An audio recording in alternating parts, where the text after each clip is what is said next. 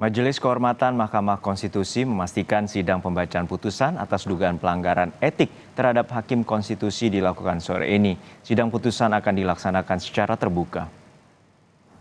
Sidang putusan akan digelar pukul 4 sore waktu Indonesia Barat. Ketua Sekretariat Majelis Kehormatan MK Fajar Laksono mengatakan seluruh pelapor dan Hakim Konstitusi selaku terlapor telah diundang untuk hadir dalam sidang putusan di ruang sidang pleno Mahkamah Konstitusi. Sebelumnya, Majelis Kehormatan MK sudah melaksanakan rapat Majelis Kehormatan untuk menganalisis laporan dan keterangan berbagai pihak terkait.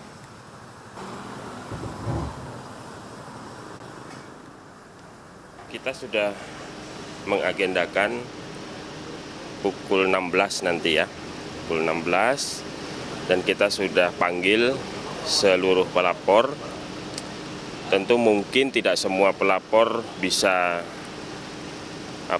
hadir karena kapasitas ruang sidang. Nanti kita di ruang sidang pleno di gedung 1. Dan tentu seperti sidang-sidang sebelumnya nanti akan bersifat terbuka untuk umum.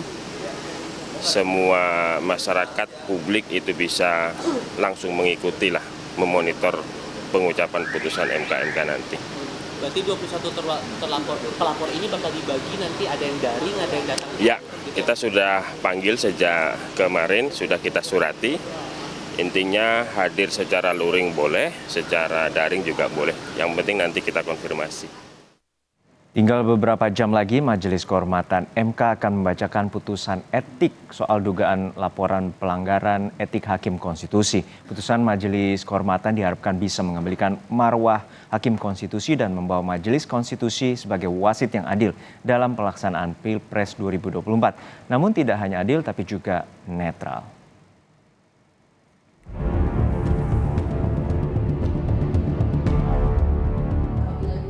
Setelah menjalani sidang demi sidang, Majelis Kehormatan Mahkamah Konstitusi siap membacakan putusan laporan dugaan pelanggaran etik Hakim Konstitusi. 5 orang Hakim Konstitusi dilaporkan sejumlah lembaga karena diduga melanggar etik dalam memutus uji materi syarat usia calon presiden dan calon wakil presiden yang diatur dalam Undang-Undang Pemilu. Pembacaan keputusan oleh majelis diwarnai dissenting opinion. 2 Hakim Konstitusi bahkan menyebut ada keganjilan dalam putusan ini. Mahkamah pun disebut berubah sikap dalam hitungan hari setelah Anwar Usman, Ketua MK yang sekaligus paman Gibran, masuk dalam rapat pemusyawaratan hakim. Putusan yang dihasilkan majelis yakni putusan nomor 90 mengubah pasal 169 huruf Q Undang-Undang Pemilu dengan menambah frasa atau pernah sedang menduduki jabatan yang dipilih melalui pemilihan umum termasuk pemilihan kepala daerah.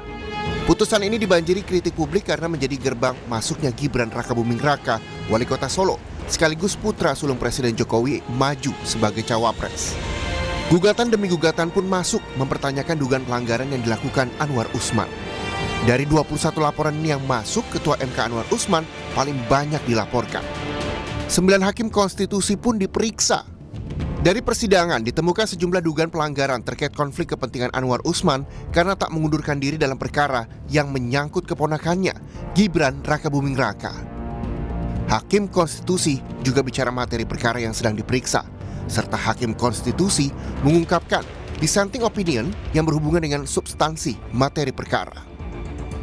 MK juga memeriksa barang bukti dari sidang Hakim MK, mulai dari CCTV di gedung MK, dokumen administrasi, termasuk mendengarkan keterangan 21 pelapor.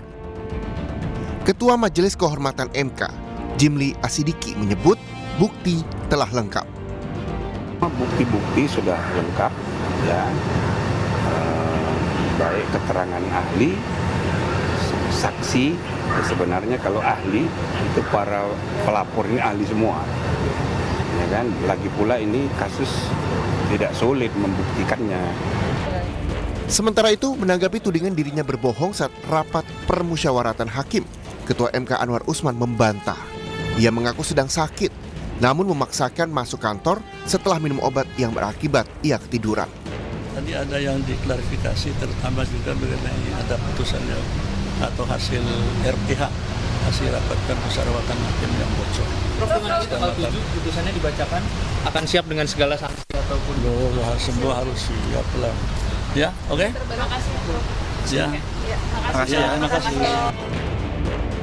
Ahli Hukum Tata Negara Bivitri Susanti berharap putusan Majelis Kehormatan MK dapat menindak tegas pelanggaran etik yang terjadi. Putusan yang tepat diyakini akan menumbuhkan kepercayaan publik meskipun tidak instan. Ada putusan dengan sanksi yang paling berat terhadap Ketua MK Anwar Usman. Kemudian yang kedua juga MK menyatakan bahwa ada masalah dengan putusan Mahkamah Konstitusi nomor 90 itu sekarang seperti gelas yang pecah. Jadi ada beban sejarah pada MK dan MK sekarang untuk merekatkan pecahan-pecahan itu mungkin belum sempurna seperti dulu lagi, tapi paling tidak sudah dilem, gelasnya bisa dipakai lagi. Jadi kepercayaan publik akan bisa tumbuh lagi. Menko Polhukam Mahfud MD pun meminta publik mempercayai MK di bawah pimpinan Jimli Asidiki akan memberi putusan terbaik hari ini. Mahfud yakin MK sudah bekerja profesional di kasus dugaan pelanggaran etik Hakim MK. Seperti apa, Pak? Ya, kita tunggu aja. Saya percaya pada kredibilitas Pak Jimli. Apapun putusannya nanti kita tunggu. Dan tunggu juga reaksi publik akan menentukan juga. Berarti putusan 90 bisa dianulir dong, Pak? Dan konsekuensinya Pak? Tunggu besok aja. Sidang pleno putusan Majelis Kehormatan akan berlangsung pukul 1 siang ini. Dilanjutkan pembacaan putusan oleh MK pada pukul 4 sore. Putusan Majelis Kehormatan diharapkan bisa mengembalikan marwah dan kewibawaan Majelis Konstitusi sebagai wasit yang adil dalam pelaksanaan Pilpres 2024. Tim Liputan Kompas TV.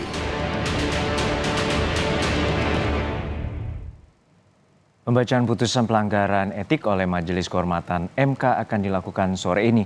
Lalu bagaimana kesiapan MK jelang pembacaan putusan? Kita tanyakan langsung pada jurnalis Kompas TV, Tifal Solisa di gedung MK. Tifal, pembacaan putusan akan dilakukan sore nanti. Lalu bagaimana tahapan-tahapan yang dilakukan oleh Majelis Kehormatan sebelum nantinya akan membacakan putusan adanya dugaan pelanggaran etik? Sebelum nanti akan membacakan putusan di hadapan para pelapor dan terlapor di ruang sidang pleno Mahkamah Konstitusi, Judo, jajaran dari Majelis Kehormatan Mahkamah Konstitusi akan melakukan rapat Majelis Kehormatan terlebih dahulu. Diistilahkan ini sebagai rapat pleno. Sebetulnya rapat pleno ini sudah dilangsungkan sejak kemarin dan berpeluang pada hari ini kira-kira pukul 1 siang nanti akan ada rapat pleno untuk mematangkan lagi putusan yang bakal dibacakan oleh Majelis Kehormatan kepada pihak-pihak terkait yang akan hadir atau yang diundang dalam proses sidang sore nanti di pukul 4 sore waktu Indonesia bagian Barat. Prosedur ini setelah kemudian dari jajaran Majelis Kehormatan mengonfirmasi sejumlah pihak lewat sidang pendahuluan, sidang lanjutan. Di sana para pelapor dan terlapor ini menyampaikan keterangan, argumentasi, ditambah dari pihak pelapor juga menyatakan bukti-bukti termasuk keterangan saksi maupun ahli yang mereka yakini bisa menguatkan petitum atau permintaan mereka atau permohonan mereka kepada Majelis Kehormatan Mahkamah Konstitusi. Tapi juga ada keterangan lain yang juga dikonfirmasi oleh Majelis Kehormatan kepada para hakim konstitusi yang juga sebagiannya merupakan pihak terlapor dalam 21 laporan yang dibuat oleh berbagai pihak kepada MK begitu. Nah, nanti setelah kemudian dianalisis hasil-hasil fakta yang kemudian didapatkan oleh Majelis Kehormatan dan dimasukkan dalam rapat pleno atau dalam hal ini dalam bahasa peraturan MK-nya atau PMK nomor 1 tahun 2023-nya adalah rapat Majelis Kehormatan, barulah kemudian putusan bakal dibacakan. Nah, putusan ini nanti akan merinci argumentasi resumen argumentasi yang dibuat oleh para pelapor maupun juga dari pihak terlapor dan nantinya akan diputuskan apakah ada dugaan pelanggaran etik atau tidak. Nah, sejauh ini yang kami pantau persiapannya tadi sempat saya lihat di rentang lewat dari pukul 9 pagi waktu Indonesia bagian Barat, Bintan Saragih dan juga Jimli Asidiki, 2 dari 3 anggota Majelis Kehormatan Mahkamah Konstitusi sudah berada di kompleks MK namun tidak memberikan keterangan apapun kepada saya tadi saat disapa maupun juga ditanyai soal hal-hal lain yang berhubungan langsung dengan persiapan jelang pembacaan putusan pada sore nanti. Tapi setidaknya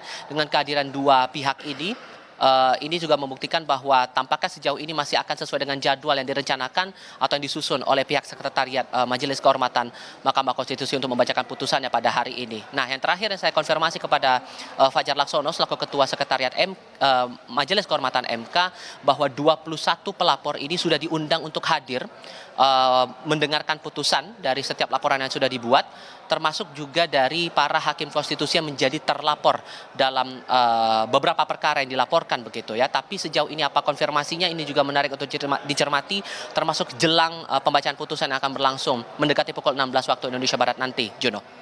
Ya Tifa, lalu seberapa besar putusan Majelis Kehormatan ini akan memengaruhi putusan Hakim MK yang telah diputus, terutama perkara 90? Lalu apakah ada kemungkinan bila nantinya ada dugaan putusan pelanggaran etik dari Hakim Konstitusi akan mengubah putusan Hakim terkait perkara 90? Secara tersurat sebetulnya kalau kita cermati dari peraturan Mahkamah Konstitusi nomor 1 tahun 2023 persisnya pada pasal 41 hanya ada 3 sanksi yang dikeluarkan Majelis Kehormatan Mahkamah Konstitusi apabila kemudian ada dugaan pelanggaran etik dan itu terbukti lewat sejumlah keterangan, argumentasi dan juga bukti-bukti yang dibawa dari pihak pelapor maupun juga terlapor. Pertama dalam bentuk teguran lisan, kedua dalam bentuk teguran tertulis, dan yang ketiga adalah pemberhentian tidak dengan hormat. Apakah nantinya saat putusan dari Majelis Kehormatan ini dianggap ada pelanggaran etik yang dilakukan oleh salah satu atau sebagian atau beberapa hakim konstitusi ini berhubungan langsung dengan putusan judicial review nomor 90 tahun 2023 tentang syarat usia capres dan cawapres untuk agenda pemilihan presiden begitu, ada beberapa pandangan yang keluar.